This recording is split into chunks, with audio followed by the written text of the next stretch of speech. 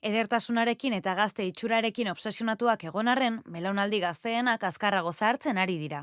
Hau da, zure aitona zu baino gazteagoa zen zure adinarekin. Honek ez du egutegiarekin zerikusia, zahartze biologikoari buruz ari gara. Geroz eta azkarragoa den zahartzaroa, Naturmedizin aldizkariak argitaratutako ikerketaren arabera. Ikertzaileek 150.000 pertsona baino gehiagoren datuak aztertu zituzten, eta ikusi zuten, azken hamarkadetan jaiotakoek alde handiagoa zutela adin kronologikoaren eta adin biologikoaren artean. Eta zenbat eta handiagoa izan alde hori, orduan eta handiagoa zen hasiera goiztiarreko minbizia garatzeko arriskua. Izan ere, zahartze biologiko handieneko pertsonek 115% arrisku handiagoa zuten tumore solidoak garatzeko 55 urte bete aurretik. Oraindik ez da argitu zergatik handitu den minbiziaren eragina gazteenengan, baina ingurumen, bizimodu eta gizarte aldaketek aztarna biologiko iraunkorra uzten dituztenez, hala nola zahartze bizkorra, bizitzan zehar arriskua zein bidetatik pilatzen den argitzeko erronka dute orain ikertzaileek. Goiz agertzen den minbiziaren jatorria aurkitzeko eta prebentzio aukerak birdefinitzeko. Hala ere,